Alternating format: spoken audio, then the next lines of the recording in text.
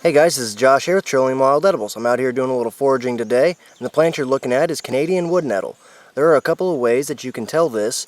First and foremost is these very distinct leaves.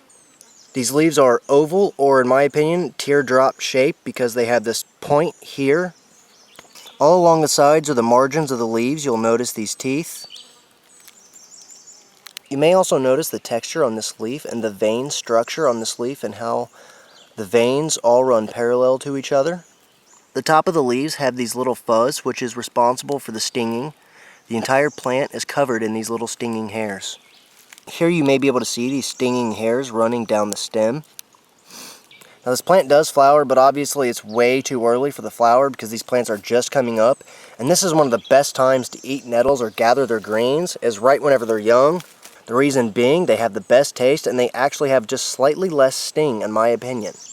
Canadian wood nettle can be used the same way as stinging nettle. You can use these young leaves as a cooked green, or you can dry them and you can make a delicious tea out of them as well.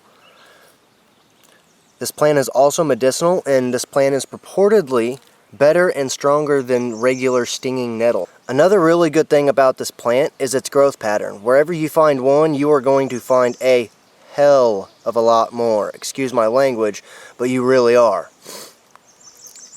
And I'll show you what I mean here. Here you can see all these young little bitty nettles. You can see a white violet growing. Sorry about that, I had to smack a fly off the camera.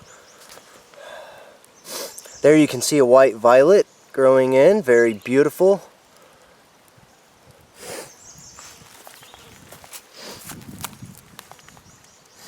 And here you can see another really good patch of nettles. As far as the type of areas that wood nettle likes to grow, obviously it likes woods, but you're going to find this near moist areas. As you can see, I'm right here by a creek. I always find wood nettle by creeks. I never find it up much higher than creeks unless there just happens to be a lot of runoff or maybe a spring in the area. Usually though, I find it in areas... God Lord, flies! You're going to see flies all over my arm here. I'm sorry, guy. You're going to see flies all over my arm. I'm sorry. But as you can see here, the land is really low and it's really moist. And this is the kind of place, like I said, that you're going to find that Canadian wood nettle. It absolutely loves these kinds of environments.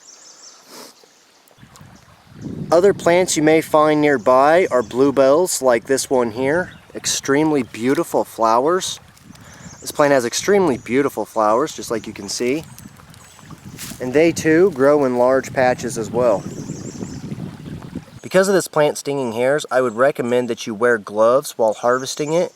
Reason being, your hands are going to be on fire if you don't. Thankfully though, water, especially cold water, is a really good way to relieve the itch of stinging nettles.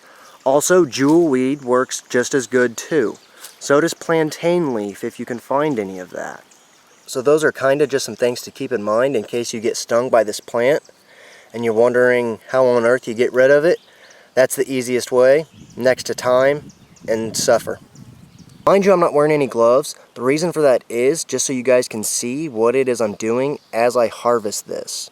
To harvest Canadian wood nettle, what I like to do is you can see these nodes right here.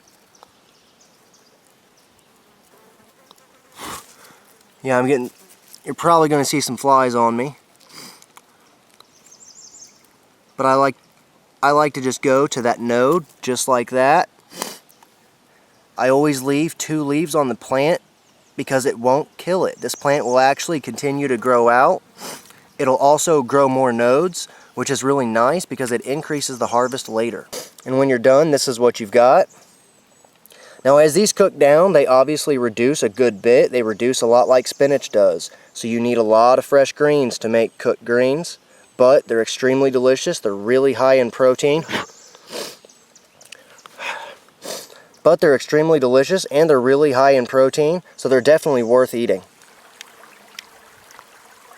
I don't know if you guys can see all of these flies. This is how many flies there are today. This is how bad they are today, man. I've just been getting literally swarmed and covered. I mean, I can't not be covered in flies. This is insane. But I thought I would show you guys this.